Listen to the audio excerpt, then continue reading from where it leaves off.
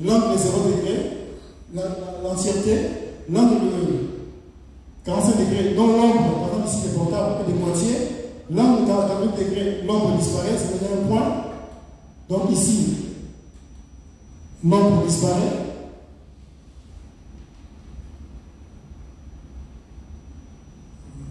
Ici, l'ombre disparaît, et puis ça tourne de l'autre côté, l'ombre apparaît de moitié, et ici l'ombre est encore plus belle à 100%. Alors, il a mis en place ces symétries, la première clé, avec ses différents parcours, avec ses parcours de clés. Et ils appellent ça les angles du temps, les magiques avant voile. Alors, chaque clé avait un point de départ. Le point de départ, c'est là où il y a un point. Soit il commence par le bas, soit il commence par le haut pour écrire les angles les clés retrouvées. Il passe par ici, c'est par ce moyen pour sortir ici. Donc le point, c'est l'entrée et ici la sortie. Cette clé ou cet angle a pour symétrie l'autre. Et en commençant par le bas, l'autre symétrie, elle est là. Et de même, cette clé a pour rotation la deuxième colonne, et cette clé a pour rotation la troisième colonne, la quatrième colonne plutôt. De même avec les autres angles 0 degré, 45 degrés, 90 degrés, 135 degrés et 180 degrés. Toujours avec ces deux familles, la famille de 5 et la famille de 2, qu'il a appelé famille Nzuzi et famille Tima. Alors, quand il est arrivé à ce moment-là, il ne savait pas quoi faire. Il est réparti à la première étape où il avait trouvé des caractéristiques, où il y avait la partie supérieure et la partie inférieure. Il fait rabattre la partie inférieure sur la partie supérieure, ça donne un petit carré. L'addition de ces deux carrés donne ce rectangle. L'addition de ces deux rectangles, ça donne ce symbole. Et avec les diagonales, ça donne ceci. Il appelle ça la grille étoilée ou la grille connue. Et de cette grille, il en a sorti des graphes.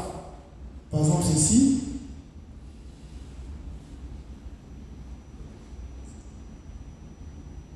Ça fait ceci. Ça fait cela. Et voilà, donc il en a sorti 5 graphes. Et ces 5 graphes, en réalité, ce sont des lettres, des voyelles. Donc il a trouvé la voyelle O et O. Alors, comme il avait trouvé des angles avant, il s'est dit, je vais associer mes voyelles avec les éléments que j'ai trouvés au premier niveau, les angles. Alors, il s'est dit, mais ce sont des consonnes. Il suffit seulement que je puisse les nommer. Donc, je vais retrouver toutes les consonnes de l'alphabet. Ici, nous avons en première ligne les consonnes D, B, G, F. En deuxième ligne, consonne M, K, P, M. En troisième ligne, consonne V, N, T, S. Et en quatrième ligne, consonne W, R, W, Y et Z. Alors, il a aussi nommé les autres consonnes, mais le problème c'est que, comme la langue de la version d'écriture, c'était le Kikongo, en Kikongo, il n'y a pas la lettre Q, il n'y a pas de lettre X, ni C, ni J. Donc, on a considéré que les 16 lettres, les 7 premières lettres, alors il suffira d'attacher les lettres qu'il appelle des consonnes et les lettres qu'il appelle des voyelles pour pouvoir écrire et lire. Par exemple, là, en associant cet élément à l'autre élément, ça veut dire tout simplement et en bas, pour ceux qui ont déjà écrit les petits volumes, qu'est-ce que j'ai écrit? En bas, deuxième ligne. Bomoni. Bomoni. Regardez, vous avez vu. Donc, vous avez pu lire déjà. Pour aller plus vite, donc c'est ça en fait l'écriture, comment il a mis son écriture en place. Et là, c'est écrit Mandombu. Voilà Afrique, ton écriture que Dieu, Papa Simon Kimba, nous a révélé. Alors, l'écriture Mandombe peut s'écrire dans n'importe quelle langue négro-africaine. Ici, il y a deux textes. Des textes écrits en lingala, bokila, et l'autre texte, c'est écrit en kikongo, vungu. Donc, les mandombe écrivent n'importe quelle langue négo-africaine, mais s'il faut écrire une langue continentale, ce sont les Suédois, l'allemand, le français, il faut toujours mettre entre crochets. Par exemple, pour ce texte ici, il y a maintenant un crochet. Plus on met le mot français, allemand, portugais, espagnol entre crochets, l'écriture maintenant perd sa beauté visuelle, son esthétique visuelle. Donc, ce n'est pas fait pour les langues occidentales, c'est juste pour réhabiliter nos langues en fait. Là, c'est un petit texte qui se dit Bokila. Kala, Kala, Yambo, Mondele, Akoka, Koyingela, O, Mikili, Moi.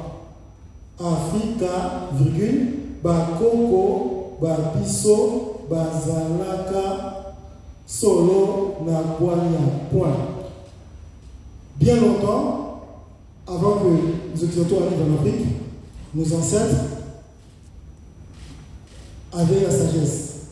Et ici, c'est marqué Lelo Oyo Na Mboka Loma au Équateur. Aujourd'hui, dans les villages d'Oma en Équateur, vous avez vu les termes Équateur, province, plutôt province, il y a Équateur. Ici, province est mis entre crochets. Ce n'est pas notre mot, mais ici c'est un oubli, ça devait aussi être entre crochets. Province Équateur. Donc, le Mandombe, c'est une critique qui est dédiée aux langues africaines pour réhabiliter nos langues.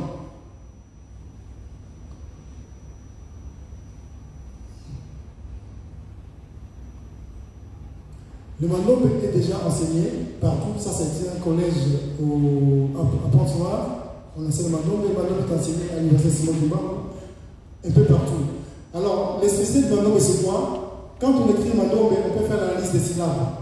On peut savoir la famille, la position ou les temps de chaque syllabe. Le Mandombe aussi a une spécificité de respecter les tons et les sons des langues africaines. Aussi, le Mandombe a ses chiffres. Quand vous allez dans le métro, si vous regardez un chinois ou un arabe ou un juif lire un journal en hébreu, ou en chinois ou en hindou, les chiffres sont toujours les chiffres indo-arabes. Par contre, le Mandombe a ses propres chiffres. Alors, ici, par exemple, on fait la liste des syllabes, c'est marqué Kimbang. Si je demande, par exemple, ça c'est qui? Quelle est la famille de cette syllabe? Pakuno. Quel est son temps? 45 degrés. 45 degrés. Et quelle est sa position? Nsona. Nkanu. Nkanu. Gengi. Kanu. Position en bas. Kanu. Alors ici, sa famille. Pakuno aussi. Son temps, son âge. 0 degré. Et sa position. Kanu aussi, puisque le signe de... Voilà. Et ici, sa famille. Là, sa famille Pelekete par contre. Pelekete. Voilà. La position. Position Nsona.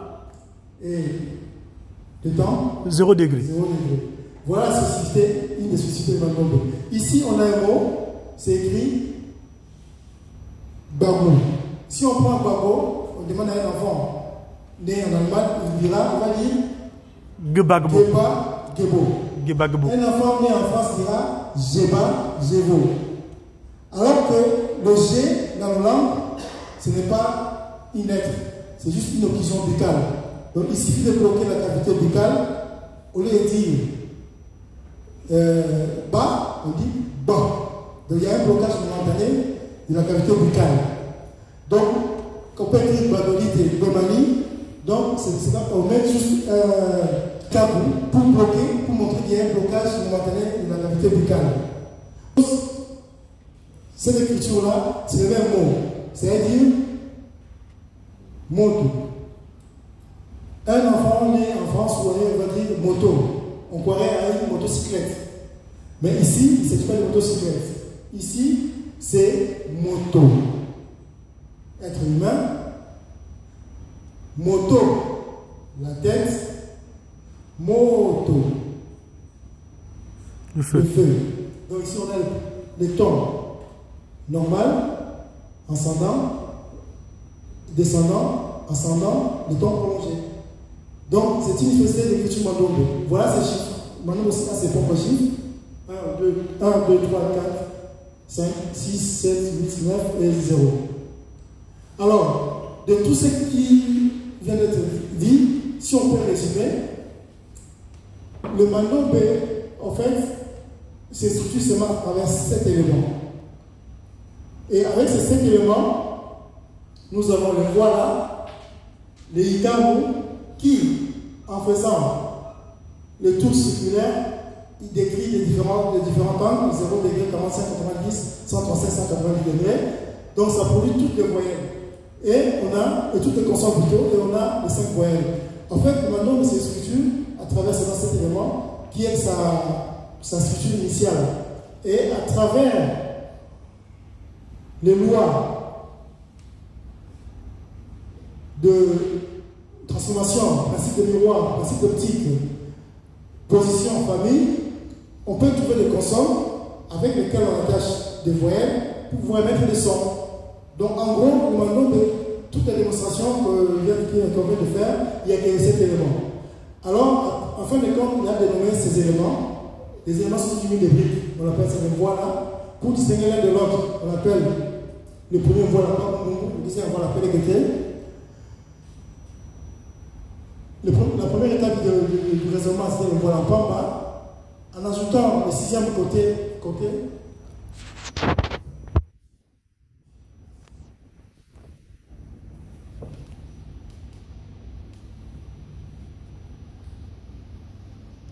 Levez-le. Ouais, lève ça, annule ça. Voilà. En ajoutant le 6e côté, nous avons 4 voiles différents qu'on appelle une voile à pilouka. L'élément ajouté qui fait le tour d'horloge, on peut dire 0 degré, 90, 45, 90, 135, 180 degrés, on appelle ça une carmine. Les différentes positions, le voile qui fait office de consonne, on appelle ça le voile plus tard.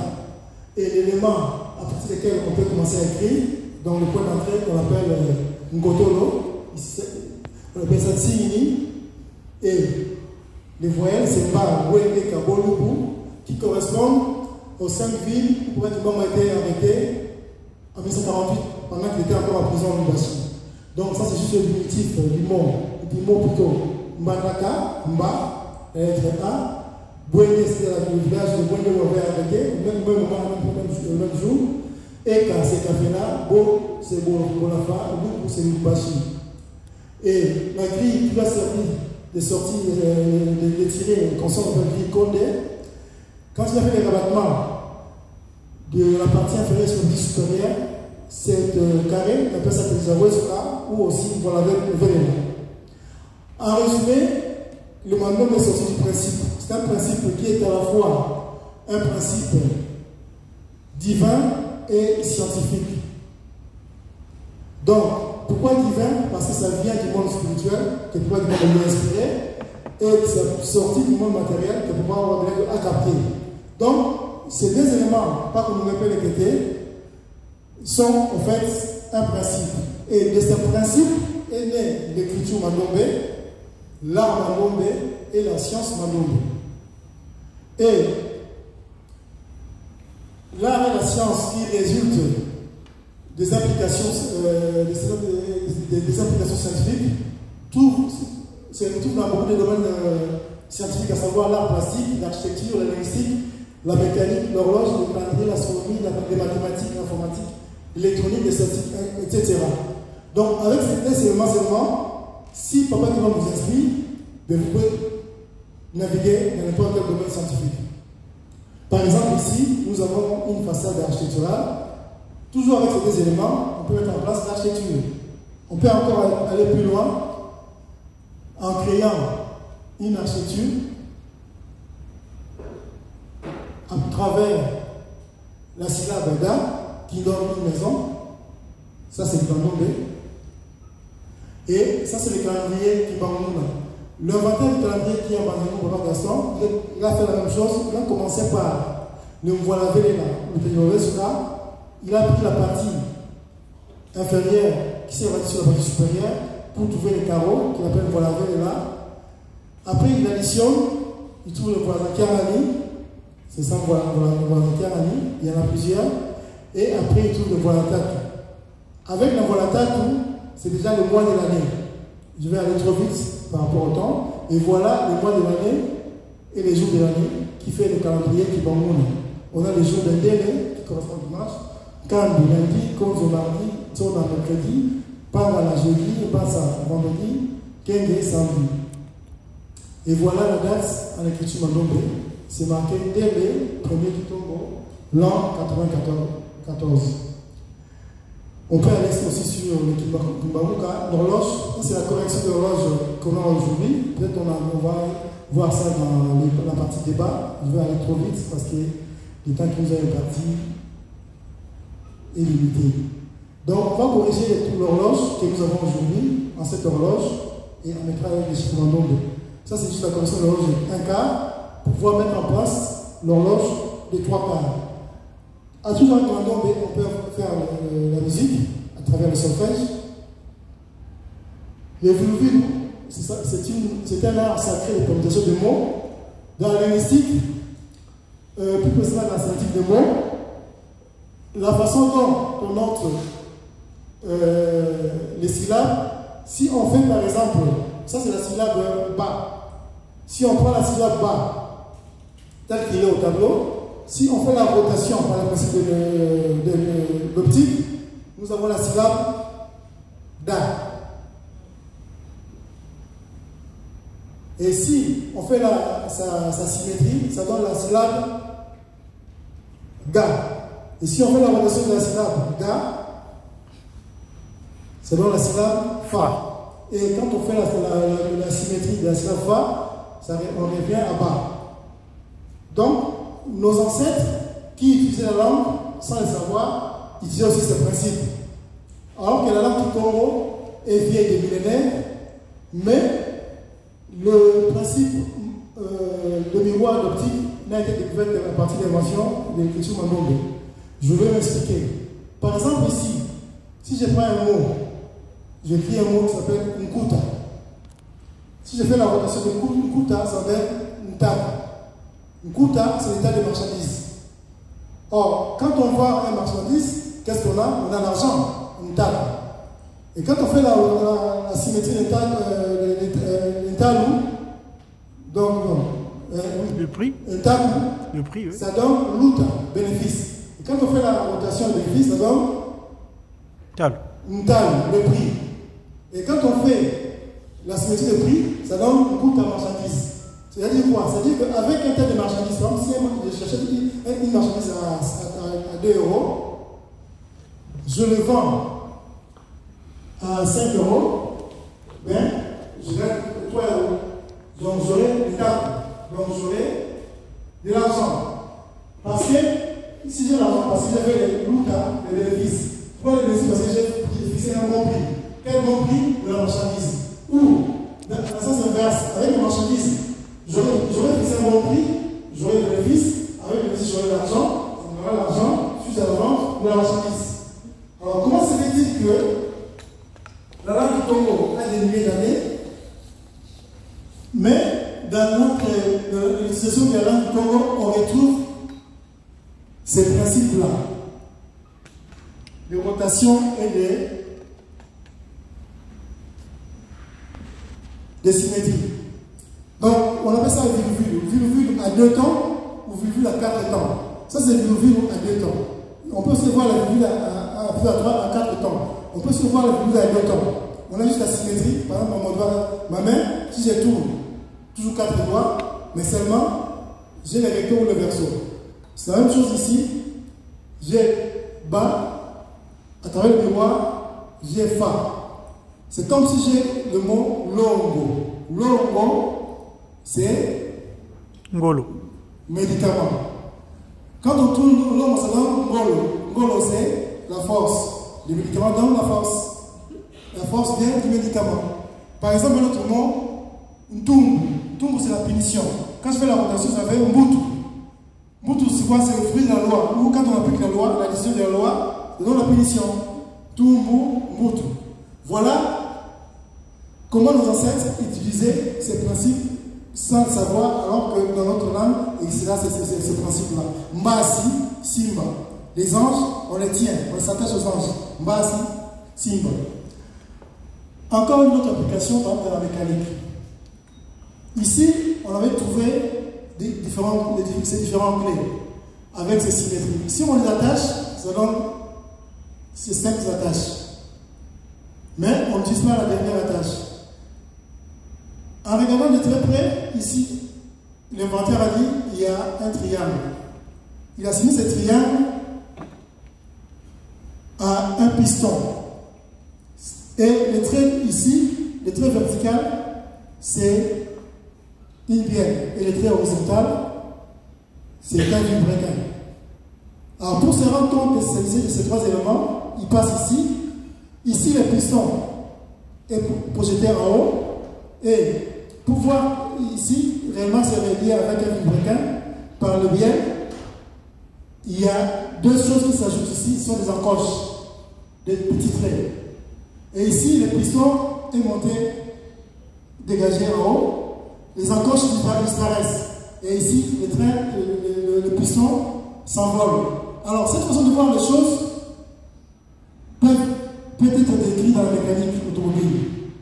Alors, ici, comme c'est dit, ici, le piston est assis au point bas après avoir aspiré l'air frais, c'est-à-dire après avoir admis l'air frais, l'adduction promettant du moteur.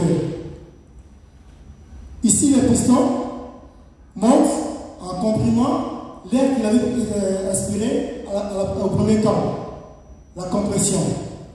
Et ici, les encoches disparaissent. Ça veut dire quoi? Les soupapes se ferment. Alors, quand les soupapes se ferment, qu'est-ce qui se passe? Il n'y a plus d'entrée ni de sortie du mélange gazeux dans la chambre à combustion. Et c'est pendant ce temps-là que le carburateur envoie le mélange gazeux dans la chambre à combustion et la bougie lance des étincelles. Qu'est-ce qui se passe?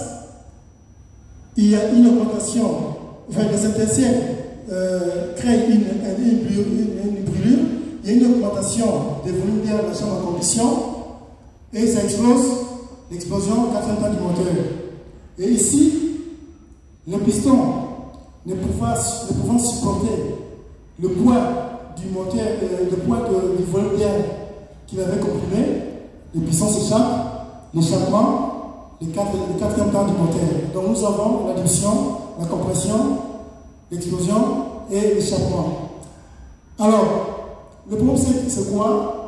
Il faut maintenant mettre en œuvre, en pratique, ces applications.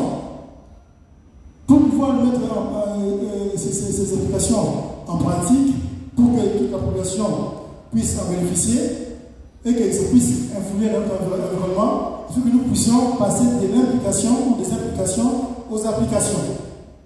Mais pour le faire, il faut qu'on puisse travailler dans les centres de recherche, dans les laboratoires, les centres de recherche, pour y arriver. Mais pour l'instant, on a quelques données déjà qui sont des applications comme l'écriture, comme l'arme en nombre qui sera développé après moi, tout à l'heure, comme le calendrier et certaines trouvailles au niveau de la science mandoble. Donc, il nous faut une réalisation. Avec ces réalisations, on aura des retombées scientifiques fiables. En résumé, nous partons du principe mandoble qui était découvert par les lieux de briques. C'est pour ça que nous avons ordonné de procéder à travers la réflexion, concentration, méditation, intuition, raisonnement, transformation et des applications comme l'écriture, que nous venons de voir. Là maintenant, on va le voir tout de suite.